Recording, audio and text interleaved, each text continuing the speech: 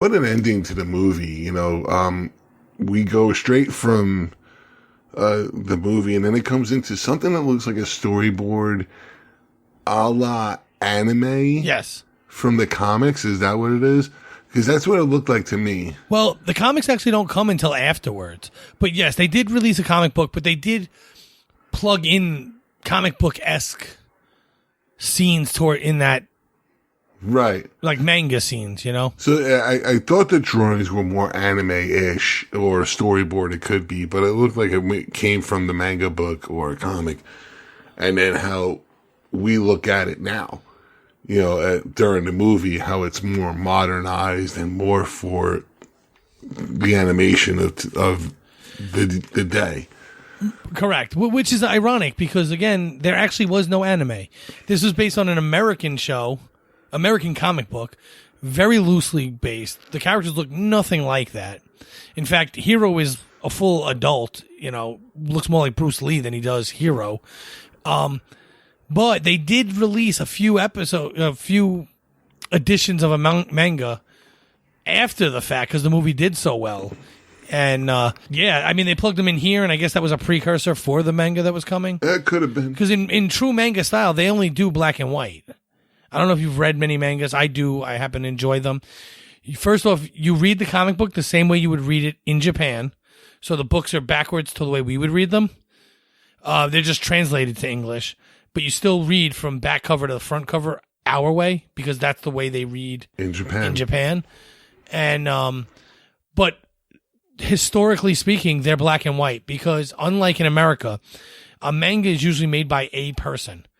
So they don't have the time to do storyboards, the script of what they're going to write, then the drawings and the color. So they also have a very quick time frame, much faster than here in America. And being that they don't have people for specific tasks, they colorize the front cover, maybe a few pages or a few main scenes. But for the most part, it's black and white throughout the comic. Yeah, I know of manga. I've never read it, but I know of it. It came to its height 2015, 2016 maybe. I think it may have came to its height around that time. Recent day height. Yeah, I would say then. It was big in the 90s, but it was big in the 90s because Dragon Ball Z was big in the 90s. Okay. And, so people got into anime, and then from anime they got into mangas, and because almost all animes are based on mangas, but yeah, I would say again, probably 2015, 16 would be the most recent time it was at a time. Yeah, that's what I was thinking. It was, and that's when everybody started getting into it, and a lot of people started reading it. I know there are volumes, and I know the kids went nuts, trying to get each of the volumes and what it took to get the volumes, and it's very interesting, the fact that you read back to front like they do in Japan. Right, they don't translate the shape of the book, just the words. And it's very interesting when you look in the inside. I haven't had a chance to read it, but I had someone explain it to me. Much like anime, you think anime, you don't think the normal cartoons like we grown up with. It's a lot more sharper of a drawing, I want to say. Oh yes, it's way more visually stimulating. Way more visually stimulating, and the storyline, and I think I keep thinking back to this because when we first started discussing we were going to do this movie, I kept doing research, and they mentioned the word anime, and it was the next sentence was anime, and I kept thinking of the show Battle of the Planets, which to me, way back when I was a kid, was known as G-Force. But they renamed it. They renamed it Battle of the Planets, and they made it a dub version. For the newer generation, for post 2000s. But when I remember it as a kid, I don't remember it as anime-ish. I remember it just as, just as what it was, which was a cartoon. Well, yeah, but we had animes that we didn't realize. Voltron comes to mind. Yeah, sure. We saw that as just a cartoon, but really, if you look back, you're like, wow, that really was more visually stimulating. There's much more special effects to the movements. And Ultraman 2 was, Ultraman was a live show, I believe. Yeah. but it was a Japanese show that could have been anime as well. Yes. So. Yep. But moving on to the credits, they do have a credit cookie Yes, they do. that is pretty awesome. I like me some cookies. Yes, you do. So, what'd you think of that credit cookie? You know, we first see the picture when they walk into Fred's house during the movie. You see the family photo, and you know it resembles somebody that we all know in comic book lore and movie lore. Because at this time in 2014, he's done his little Alfred Hitchcock moves. Alfred Hitchcock-esque moves throughout all of the movies, but I love that scene. I love when he just walks right in and he holds the pair of underwear, because I never think I would see Stan Lee hold a pair of underwear.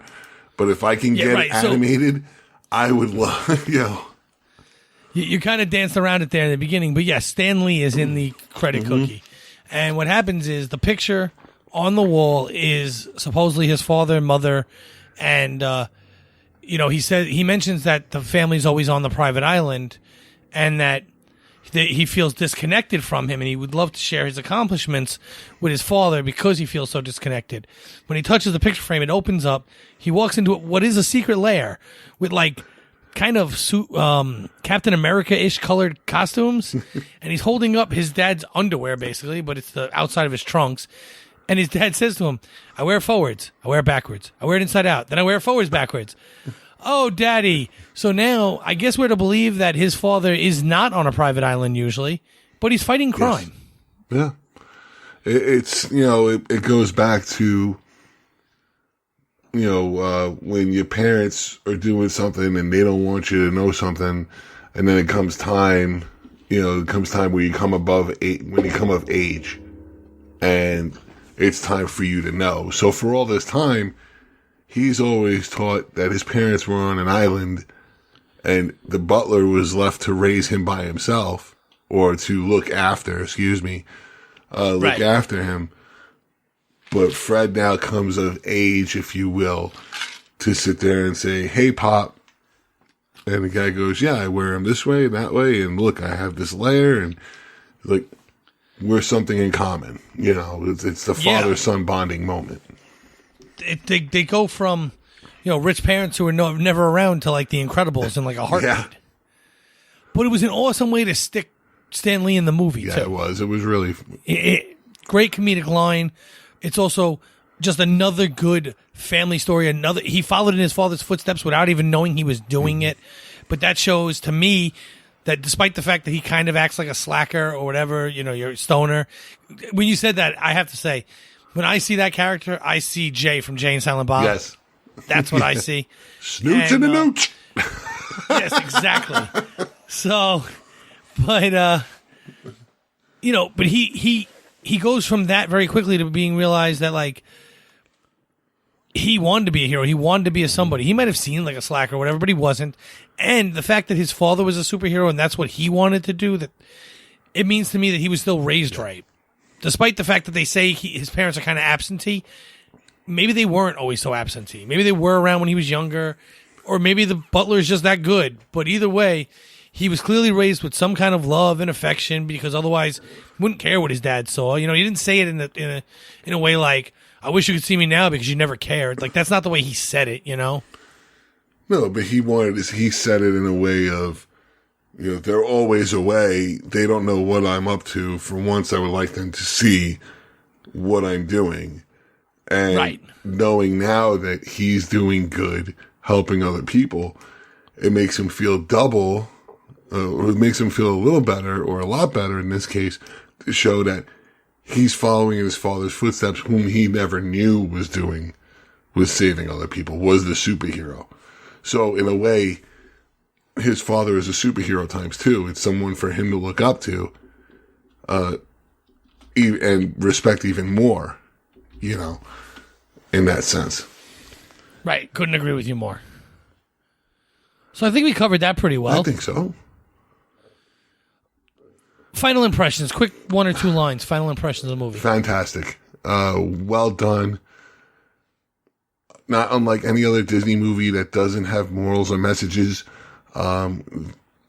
Definitely being that I've never seen this before, definitely high on the list, and can't and agree with you as I can't see why this is so underrated. Wait, this was your first time watching it? I'm amazed. We're friends? Because we have another fandom, but that's okay. Yeah, but this is like you telling me you've never seen Enterprise before. Well, I've seen that before. Right. See the problem here? No, but anyway, in all honesty, I mean, first time seeing the movie. That's why I'm on this podcast. I'm the first time guy. You're the one that's seen it hundreds of times. I'm the first time guy. I had somebody come up to me the other day, and you can put this in the outtakes. Somebody come up to me the other day, actually on the cruise. I tell them, we're sitting around, a bunch of us sitting around the table. Oh, what do you do? I'm a broker. What do you do? Oh, I own real estate. What do you do? I do a podcast about Star Trek. You know who that is. And then comes to me, right? He's like, what do you do? And that same person turns around and goes, oh, he podcasts too, but he podcasts about Disney. It's like, oh, really? You're a Disney fan? I was like, let me explain to you how this came about. It's like, funny story. You got a minute? Because I got a minute and a drink coming. So, funny story how this is. And then the retort back was, wait a minute. You've never seen a Disney movie in 30 years and you're doing a Disney podcast. I was like, let me explain to you how this works. This works. My co-host has seen it 10 billion times. I'm the first guy, so I'm the fresh look into the eyes. Yes. And he goes, that's why it works so well. Yeah, and he goes, oh, yes, I get that.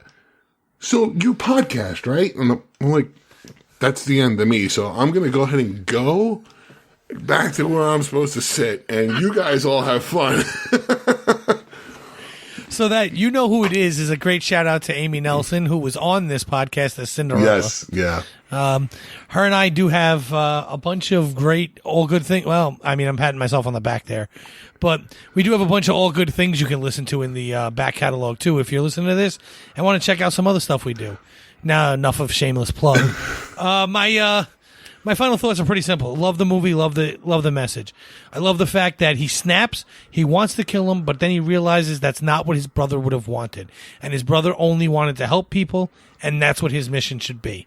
I also love the fact that they do save Abigail. And despite that, they still arrest Callahan. They don't show you some happy ending where he doesn't go to prison. But he doesn't really care, I don't think, at that point, because his daughter is back. So, more importantly, his mission was to avenge his daughter, and instead he got her back. That's a win in my book. Of course. He might have done really bad things. He might be going to prison, but at the end of this, he won too. So, really the only person that lost was Cray. So, if Cray put her in there knowing that there was a good chance of that happening, then he deserves to lose. And if he didn't, he kind of just got the raw end of the stick there, but that's science sometimes, right? I mean, things go wrong, and that's just the way it is. Science and invisible sandwiches. Yes, invisible. I want an invisible sandwich. Here, I got one for you.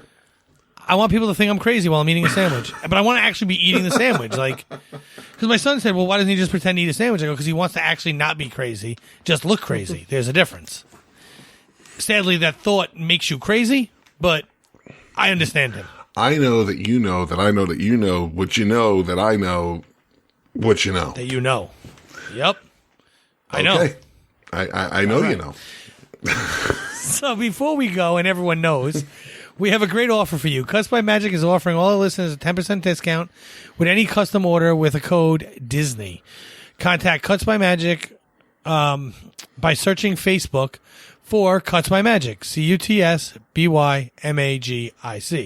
Message the page and tell them Disney, and you'll receive a 10% discount. Please join us on the UFP Facebook page where we can talk about this episode or any other Disney-related topics, or any other episode in our catalog. So, Tribs, where can people find you on the internet? People can find me in the Disney Aficionados page. They can find me on Twitter at TrekFanLV. The T, the F, L, and V are capital. Or you can find me on the United Federation of Podcast page, where, again, please, let's open up a discussion. Let's talk about whatever it is that's on your brain. So, Magic, where can people find you where you're not snuggling up against a warm marshmallow? Oh, that was such a great scene. Hero wanted no part of it. They were all like, oh, this is so wonderful. Anyway, so I don't like heat or snuggling, so I'm Hero in that scenario. But you can find me on either Twitch or Twitter under the handle Magic Drop 5. There's no spaces in the 5.